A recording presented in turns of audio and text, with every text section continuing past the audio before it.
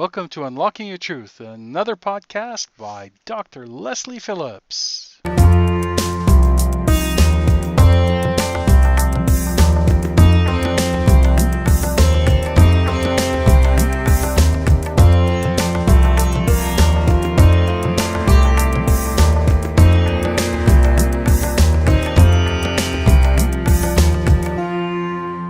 Everyone, welcome to Unlocking Your Truth, and today's topic is how to overcome your doubts and your fears.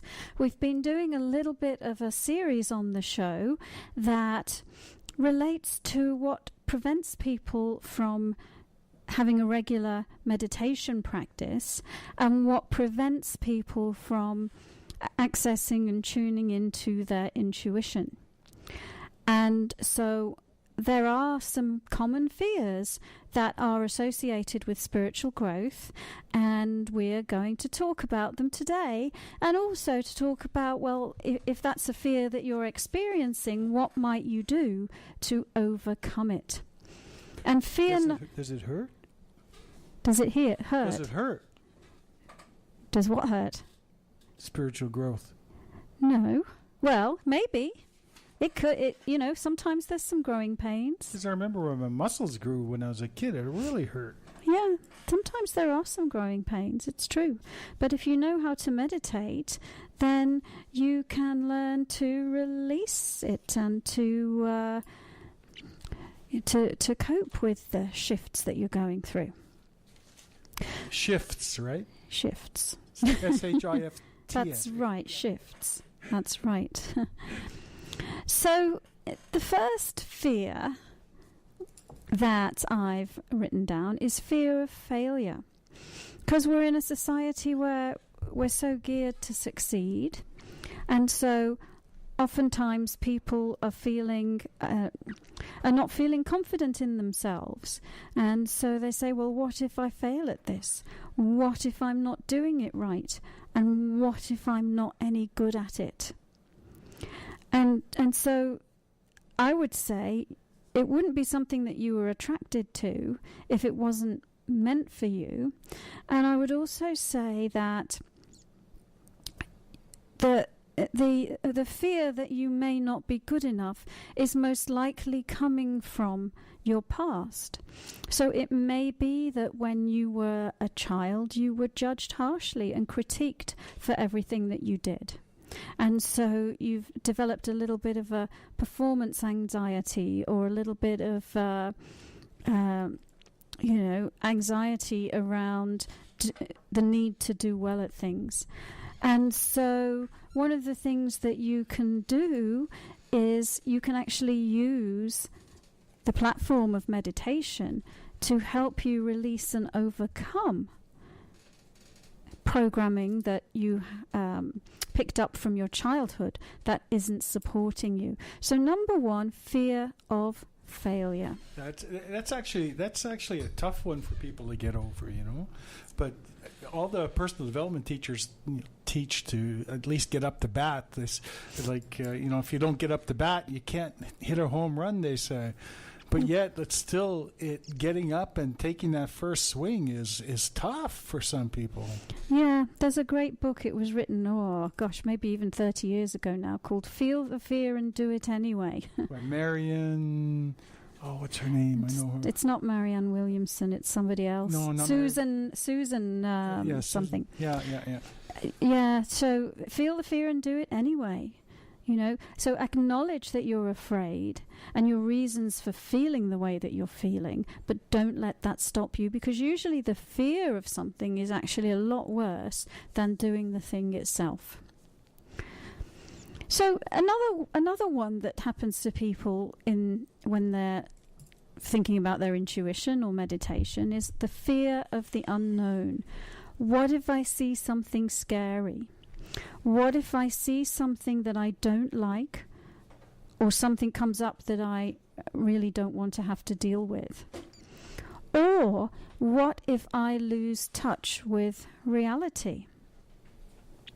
So being afraid of the unknown. And I would just say, as somebody who spent many years developing my intuition, there really is nothing to fear in developing your intuition. You can learn to manage the body's response to what you become aware of, and you can learn to pretty much deal with and process anything that comes up that you become aware of through your intuition. And so, that's why meditation is such an important platform for development of the intuition. Because if you can ensure that you stay grounded in this reality when you're operating from your intuition, then that really just keeps you solid and safe and in control. So fear of the unknown is number 2. And sometimes people are afraid, well, what if I see a ghost? What if I see a demon? What if I see something scary like that? And here's the thing, well, if you do, those things that you're seeing are in non-physical reality. So they can't really, and if they were as powerful as you were, they'd have a physical body too, and they don't. All right. The other thing is, people are afraid of themselves. Sometimes they're afraid of their own power. Sometimes they're afraid of their own pastime creations. So if they have had some painful experiences in the past that they haven't processed, then the fear is that in doing the meditation, that is going to bring all of that up, and will they be able to cope with it? And so it is true that the spiritual path is about being fully aware of who you are, why you're here, and what you have created. And that's why meditation is so important, because it helps you to neutrally observe your creations, and also to release what you become aware of that you wouldn't choose for yourself anymore. And the thing that I say about fear of your own power is, you wouldn't have that much power if you couldn't handle it, if you couldn't manage it.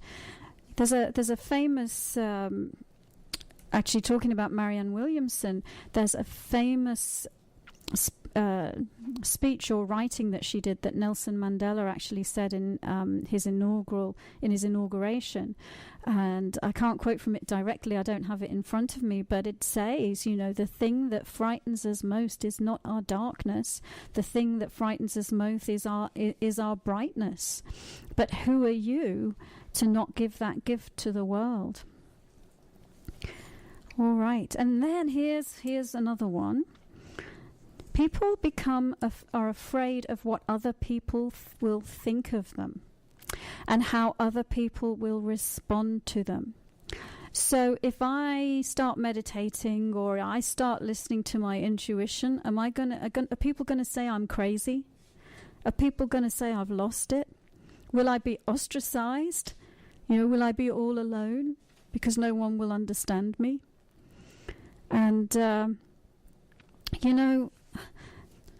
I'll be honest, sometimes things like that do happen.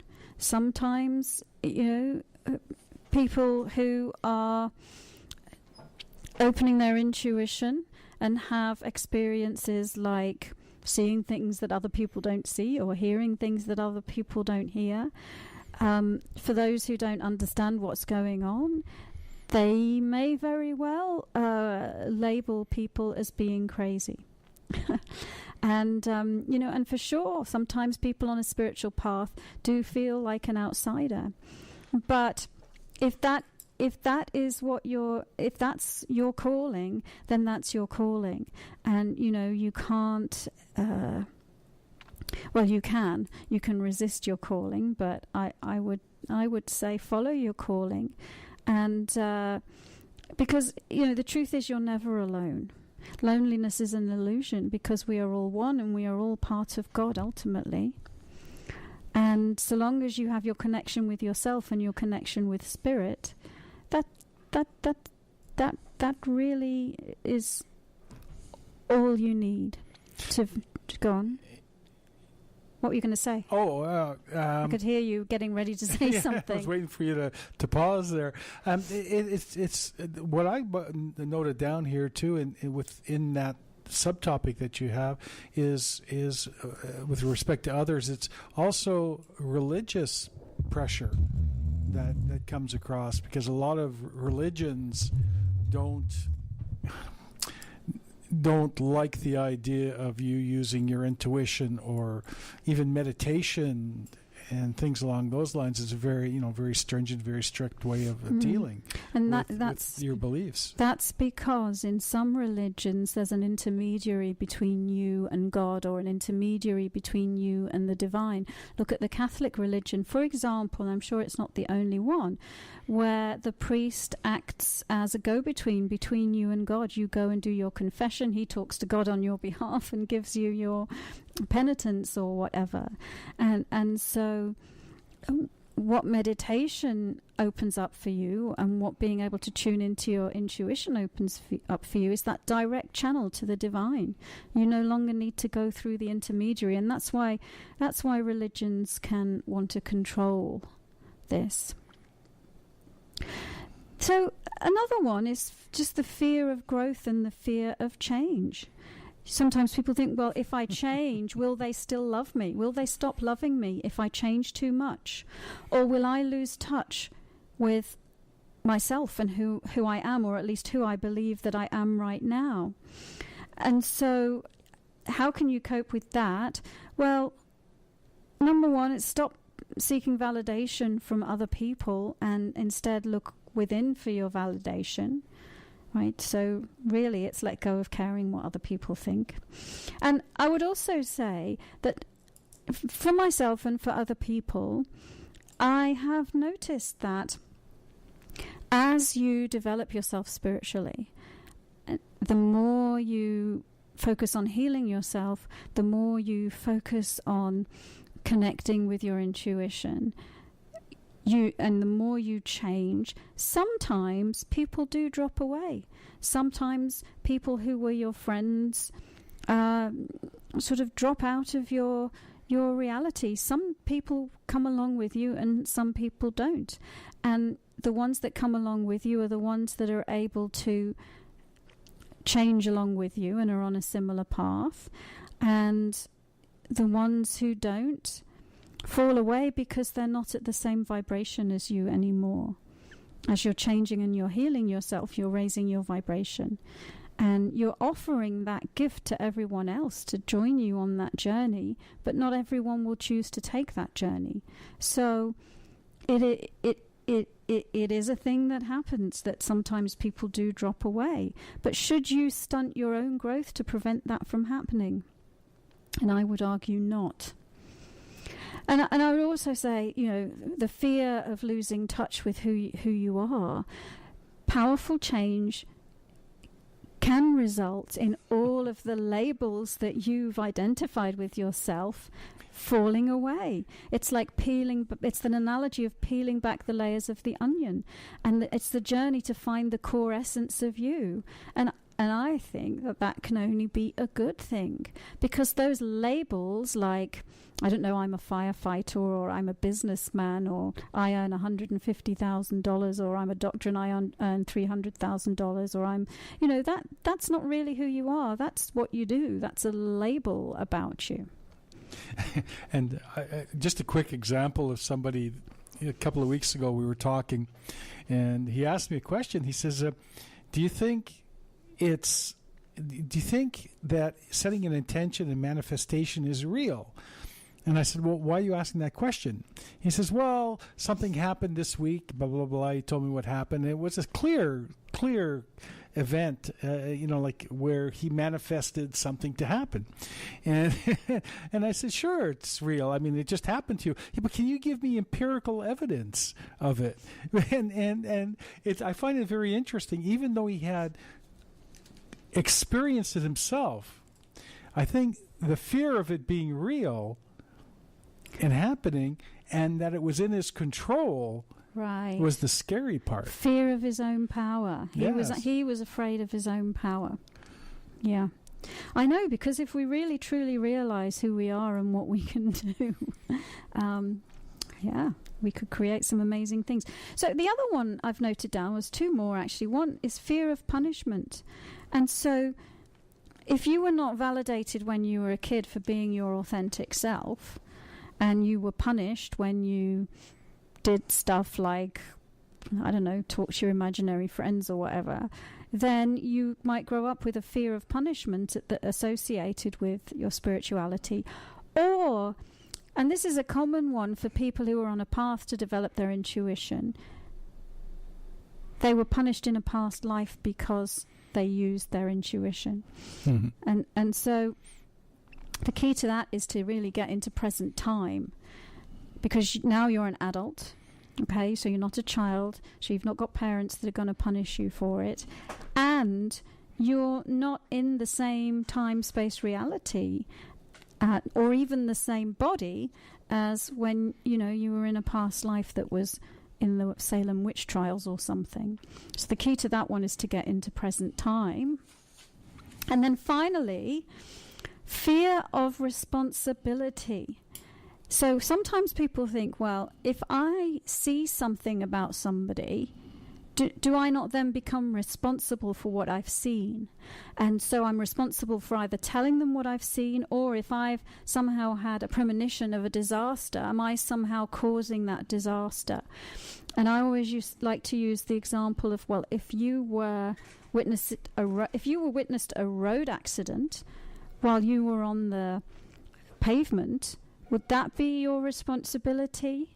And the answer to that is no, it wouldn't be your responsibility. You're just an innocent bystander. And it's kind of the same thing with your intuition. Just because you see something or know something does not necessarily mean that you have created it or are responsible for it. How to overcome your fear? Feel the fear and do it anyway. And develop your intuition so you can identify the difference between what's true and what's simply your fear. And learn to meditate so you can release your fear and your anxiety and be in present time so that you're dealing with things truly as they are in the moment.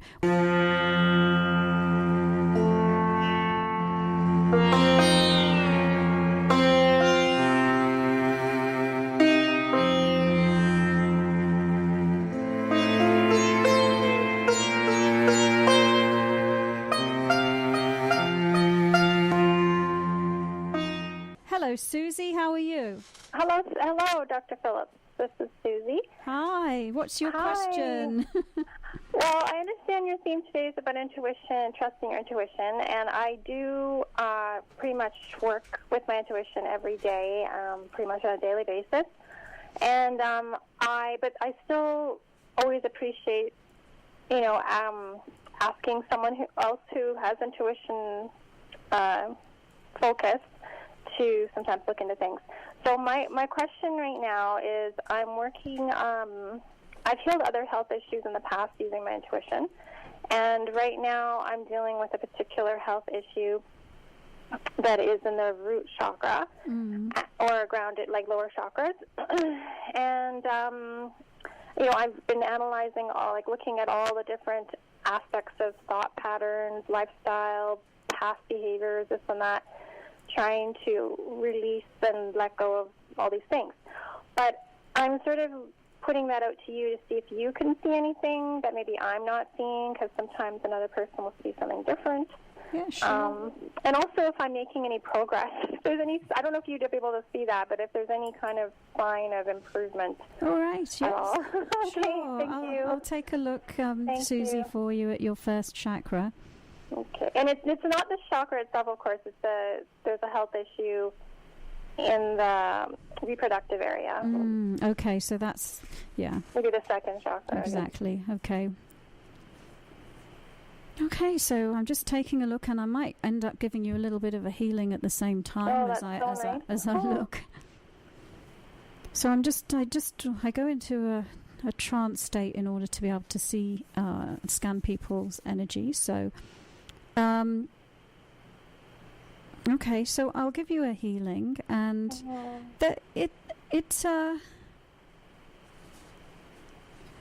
You probably don't want to share with us exactly what the issue is, but I am seeing some like a patch of darker energy, and but it looks to me like it was bigger, and it has been getting smaller. Okay. And so I'm just giving you a hand to release a bit more of that. And the other thing is, what I'm picking up is, to me, the fallopian tubes look healthy, but the actual womb area itself and the tissues of the lining of the womb look swollen. Okay. Yeah. Yeah, and so I'm just going to do some healing work on that. They look, so at least energetically, quite puffy on an energetic basis. So we'll just give you a hand. It's also a little lower down as well. It's just below the womb as well. So is where it is. Cervix, yeah. Yeah, and below there a bit. All that area, yeah. So that's kind of interesting because I can see that you've been paying attention to that area, and that area looks it looks quite bright.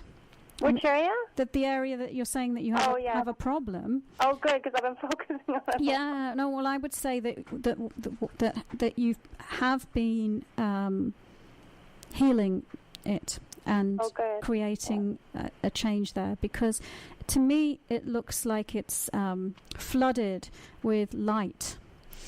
Flooded with gold energy, and it looks to me like there was some fear there about the situation as well. So I'm still seeing a little bit of the fear, but in general, to me, that area is looking quite good, and the fallopian tubes are looking quite good, and then the uterus just looks like it. Well, I'm not necessarily saying that there's a serious medical issue there, but I am just seeing energetically that I guess because you've been focusing on the one area that you know about. Yes, exactly. But it looks like this the whole reproductive system, including the womb, and perhaps a little. I'll do some work on the ovaries as well in a minute when I've just finished doing the uterus, and I'm just. Sending some energy there, and thank you. helping you release and let go of that. And it actually, what it looks like in the lining of the uterus is that you've just stored some foreign energy there. And oftentimes we all do this. It's like, if you've had different sexual partners, anyone you've been in a relationship that way, of course, the act of making love means that you're sharing energy in that part of your body, and oftentimes we'll just have deposits of other people's energy, and so that's part of it, and then part of it is some stuff around being female and in a female body. And just feeling that sometimes females have a harder time of things. There's some of that kind of invalidation about being in a female body and being treated differently, or being treated in a certain way because you're in a female body. And then, so I'm still working on that whole area. It's feeling quite. Thank you. Feeling quite warm to me at the moment. Yeah, it can get quite warm actually when I do energy work on that area. Sometimes I can feel a lot of heat coming out of there. It feels really hot. Okay, so we're just going to make a bit of a shift right now. So we're actually helping you release a lot right now. Oh, great. And what I'm going to do is just grounding your ovaries as well. And so, well, like I said, I'll look at your second chakra too, because I've been doing more of a medical intuitive type of scan. But I would validate that what you've been doing has been helping. I can see that the energy in that area that you've been focusing on is looking bright, and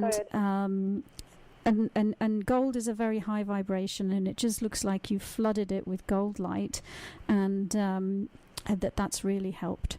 And just a reminder, just give the whole reproductive system. The whole area. Yeah. Okay. Just heal the whole area, because it does look like you've got some layers of stuff just coming up in the lining of the womb, which is to let go of as well. And it looks like, perhaps your body said, "Oh, good, she's paying attention to me, so I think I'll just give her a bit more." Right. At the same time, while her attention's there. Okay, so now I'm just going to look at the second chakra and just look at it from that perspective.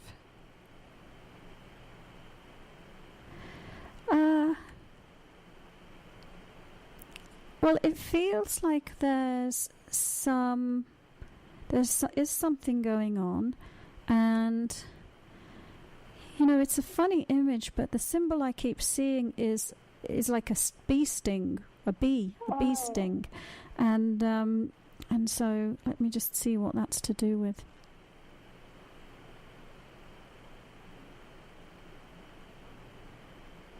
And somehow that bee sting represents some kind of block in the energy flow.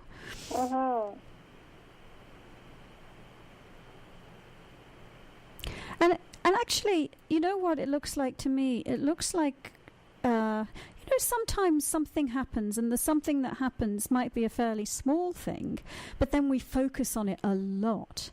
And the fact that we focus on it a lot makes it expand and get bigger. Right. And so I'm just saying it's that kind of idea on an emotional level that it looks like, and I'm one of these people too, it's like 98% of things can be fantastic and 2% of things can be terrible, and I'll focus on the 2% that's terrible. And right. It's that kind of idea that, and so it looks like it's energy that you could have cleared out, a block that you could have cleared out very easily, but in the focusing on it and the trying to figure it out, and has actually expanded it a little bit. So I'm just going to give you a hand with that second chakra. Oh, great. Thank you. Yeah. And there's a little block in the back of it, and there's also some stuff in the front of it. So I'm just passing some neutral cleansing energy through it, and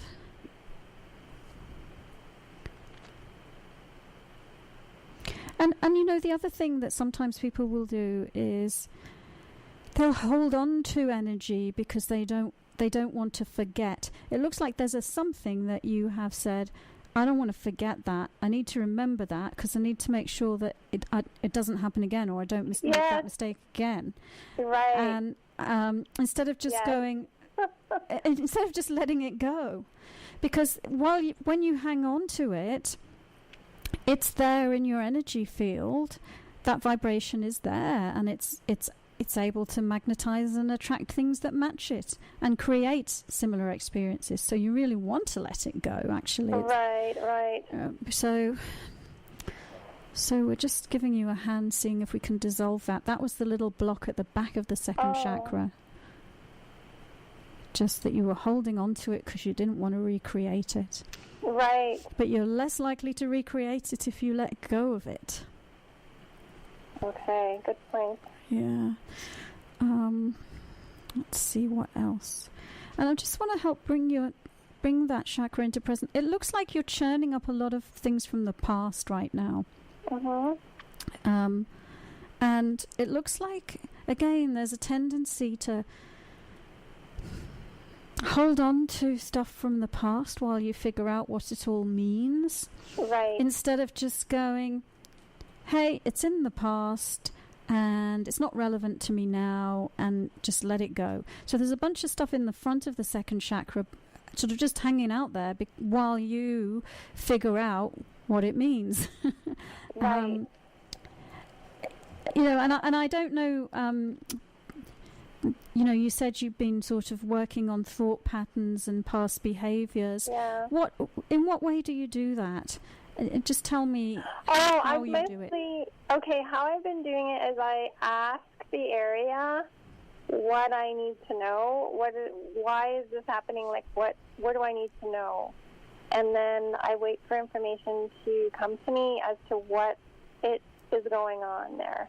So that's what I do. And I wait for, like, pictures or, you know, words or thoughts that, you know, about it. Yeah. And so, and I have been getting a lot of sort of history, like, okay, you know, because you know how it can go back to many years of holding. Because what I noticed is that area has been not flowing properly, probably since childhood even, like this tension that I've been holding there. So I'm like, okay, so yeah, there's a lot of looking at the past as to why is this holding happening and why was it happening? So yes, I've been looking at that for sure. Right. Exactly. And so, well, the way that you're doing it seems fine to me, actually. I just wanted to check, because sometimes what people will do is then they'll pass it through their intellect, and the intellect can be what slows down, you know, letting it go. But it looks like there's a combination of, like you said, pictures. Is some of it to do with your relationship with your father? You know, I don't know. I mean, that hasn't been coming up, actually, interestingly. I mean, there could always be that piece, too, that if that is the case, it's something I don't know. Like, there's always going to be something to do with the father, of course, but it's nothing overt. Yeah. But, I mean, I mean, there could be, you know, maybe his opinions about relationships. And he was very nice to women overall, but he did say, you know, he would have his opinions about men, actually, like, oh, be careful, you know, this kind of thing. Yeah, I'm sure it's there. I don't specifically know what it would be, but I'm sure there's going to be beliefs that I've picked up or things like that. Yeah.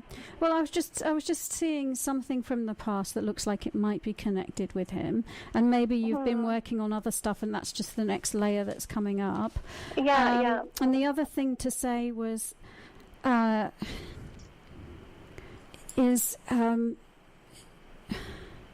see. One of the things that you can do is you can, to get to the core of the matter, that would be helpful. is focus on finding the like the core picture, the main core picture that is you know, anchoring everything in there, and so that would be almost like the first thing that happened. That set a belief pattern in place, because then what tends to happen is everything else gets layered on top of it. So if you can find that and de-energize it and clear it out, it's a lot easier to clear the other layers. So it looks like there's a core pain picture. Yes. And that's what I'm looking for. I'm like trying to figure out what it is. But I guess I can ask for pictures or some kind of. Yeah, and it might be that you might want to look quite young. Yeah, I was thinking it's something very, very young. I'm getting very young, like something even like under 5, like some kind of a shock, maybe a babysitter or something where I was frightened or maybe, you know, something. I don't know. Yeah. It's one of those things you don't even have a memory of. It's just exactly. Exactly, and it might even be younger than that before you could even talk or like a baby. Yeah, that's what I'm thinking too. It's something really young, and that's why I can't remember it at all. I feel that it's very young. I keep getting the impression it's babyhood or very, very young. Yeah, very young. And some kind of a. I mean, it certainly wasn't anything extreme, but it would have been something that threw me off or upset me or made me feel vulnerable or something. Yeah. Yeah, well, I mean, one of the things, the pictures that I'm getting, and you can see whether this feels right to you, is is almost like somebody just being curious about female genitalia while they're changing your nappy. You know, a man who's changing your nappy, having a look. Like a teenage boy or something. Yeah, having a good look. That might have been babysitting me. That's sort of what I got, too. I actually saw that, too. And it's interesting you should say that, because I'm really glad you said that, because that is what I picked up at one point, and I thought, yeah, like a babysitter, somebody... Yeah, something like that. Yeah, just somebody who maybe hadn't, seen. Yeah, I understand. Yeah, and so, but you, even though you're a baby, you can pick up on the vibration that's there. Yeah. Of where they're coming from, and they're not just changing your nappy, but something else is going on here. And so that would be, just to clear the energy around that. Thank you. The core thing that set it all going. That's really interesting, because that the talk about trusting your intuition, that is exactly what I thought I was seeing at one point. I thought, that's what I think. I think it was a diaper change. Mm-hmm. Yeah. And I saw that, and I thought that it was something like maybe a teenager or somebody, I don't know, something funny like that. But anyway, yeah. Yeah. Yeah, so that would be it. That's helpful. Thank you. I'll work on that. Great. You're welcome, Susie. And anytime, we have to go to a break now. Oh, I get you. I'm glad that we got to the core picture underneath it all. That's amazing. Thank you. Okay. You're welcome. Thanks so much. I'll work on that some more. Okay, thank you. Bye. Bye.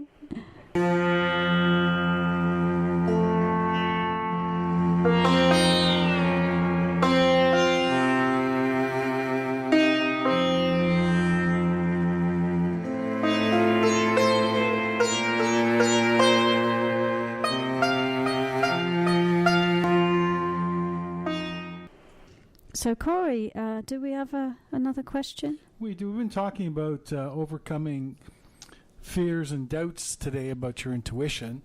And if you call in, you can talk about that, but you can talk about anything else, right, Dr. Leslie? Yeah. Okay, I do have a question. I have a question from Janine. And you'll have to look for the question in here, Leslie. Okay. Dr. Leslie. Listen for it carefully. I recently turned 60 years old. I have been working the past 10 years as a writer, editor on a federal contract our company has. The job pays well, but it's not particularly fulfilling, and while I intend to continue my employment here for the duration of the contract period, I want to prepare to leave when the contract period is over in approximately 4 years. I'm trying to discern how to transition to a more fulfilling job, career, work situation. I would not be happy being fully retired, although having more control over my schedule would be preferable, and I will need to continue having an income. I found your notion of an environmental custodian of some sort intriguing, as I do care a great deal about the environmental issues, although I'm not sure I would identify that as my passion. Also, I'm not a scientist, but more an informed generalist. I have always felt there is a more joyful and giving path for me than I am walking, but I have not found my way yet. Okay, so that sounds like someone that I'd already spoken to. All right, well then, let's have a look. It's like a follow-on question. Okay, so I'm just taking a look at this lady's energy now. Yeah, so the first thing I would say is there does seem to be a gap between what she's doing and what she would find fulfilling. This is the way I see it. It's kind of interesting. It's almost as imagine that you've got like a reservoir above the top of your head, Janine, and in that reservoir is just all this wonderful stuff. All these wonderful things that you could create for yourself that would be fulfilling, that would make great use of your gifts. And then there's like what you are creating now. And the bubble above your head that contains all the wonderful things that would be fantastic for you and fulfilling for you. Oh, gosh, I lost my train of thought there. Hang on a second. Somebody's in my head. Well, it just looks like you're not allowing yourself to have what you want. It's like you know what you want, and the creation is there, but it's not actualized, it's not materialized. And so let's take a look at... First of all, let's take a look why you're not allowing yourself to have it now. Why you believe you have to wait for 4 years in an unfulfilling job. And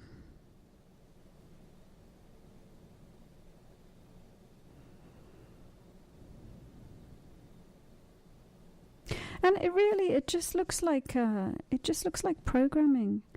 And what I mean by that is, I'll almost think of it like as an aspect of the ego, the false created self, that you've been programmed to believe that,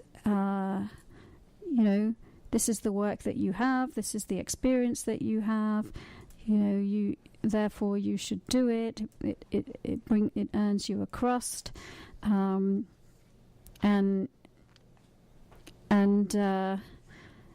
so that's what you should do. And it looks like that programming is really quite strong. And it's just that, it's that work ethic, that thing that says actually what work is self-sacrifice. It's something that you have to do, and actually your wishes go out the window. And it looks like that perhaps that goes all the way back in your family, and how your parents looked at what work was as well, and that you grew up with that concept around it. And you did say I had to look for the question. I'm going around the world because there wasn't like a clear question. There was just sort of information and I'm thinking of. But let me just see what else I can say to you. Well, I think, one of the things I'd just look at for you is what blocks your havingness. What is blocking you from receiving your creations and receiving your desires? Because you are blocking yourself from having what you want. And I'm going to give you a healing. And if more information comes up as I'm doing that, I'll say what I see. But it looks like programming in the crown chakra. And it just comes from...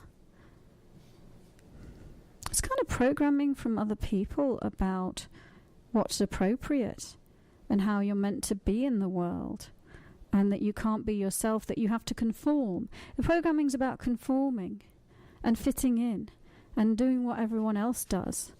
And I'm just giving you a hand bringing that into present time and just starting to see if we can clear a little bit of the programming, because it's acting as a real barrier to you receiving your own creations and allowing yourself to have what it is that you are wanting, which is a fulfilling job.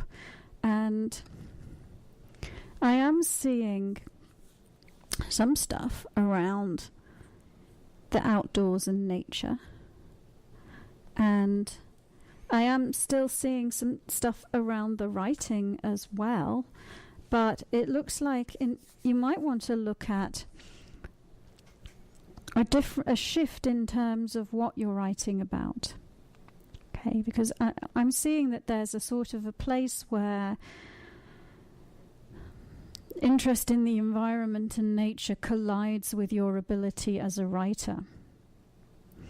And that's kind of the sweet spot. That's kind of where you merge what you've done so far with something that would be more, and don't throw away the skills that you have, but just merge it with something that you can be more passionate about.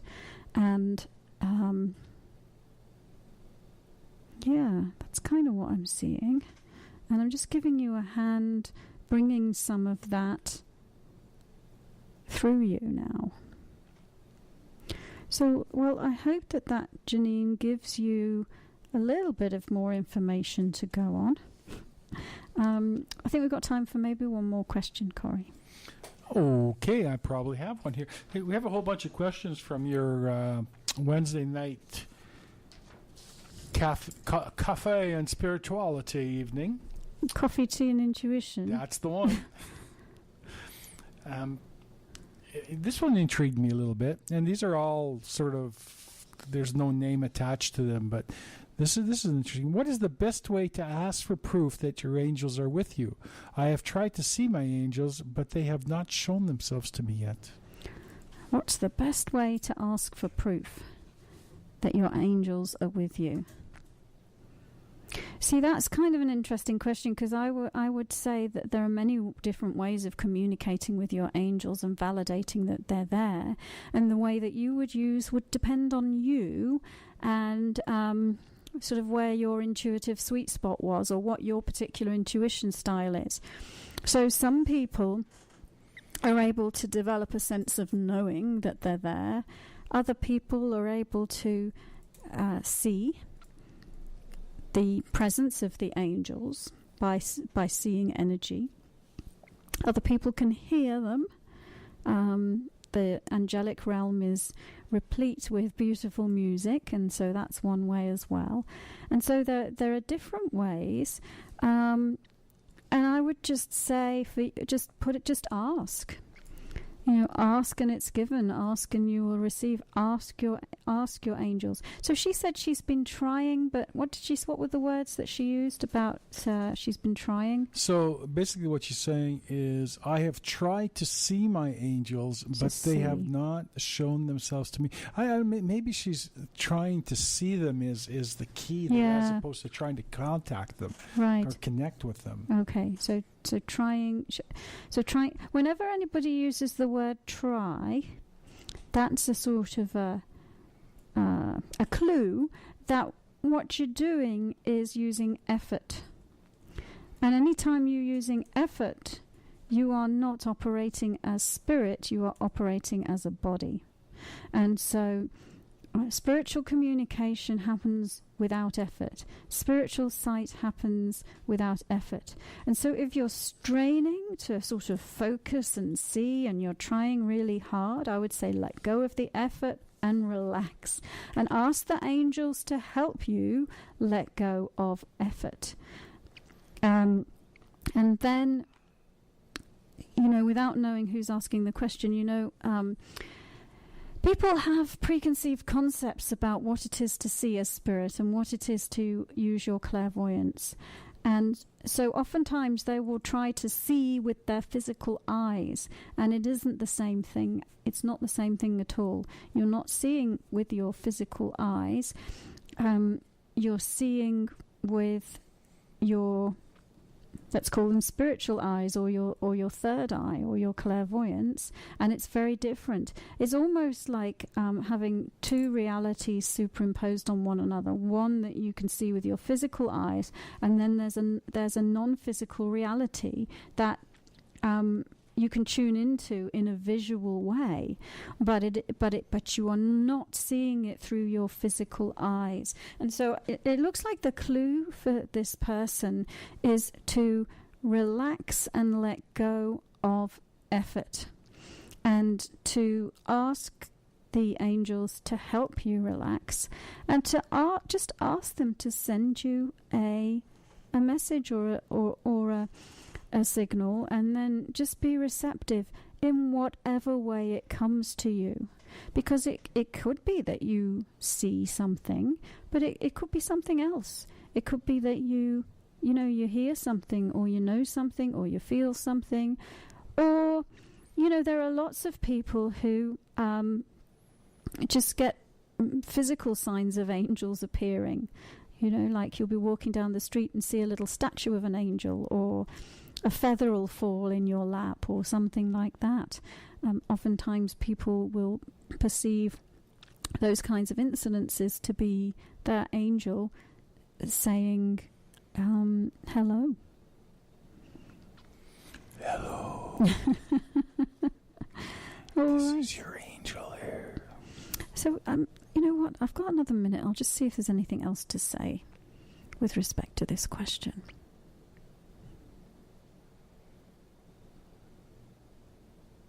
Yeah, and just looks like you're intellectualizing a bit, like you've got some preconceptions about what it would be like. And I'd just say, let go of it all, just relax and just allow it to unfold and allow yourself to receive it in whatever form that it comes. Thank you for joining us. You've been listening to another Unlocking Your Truth podcast by Dr. Leslie Phillips. For more information, go to our website at drlesleyphillips.com. That's drlesleyphillips.com, where you can ask questions or send her an email, and there's many free gifts on there for you as well. Come back again.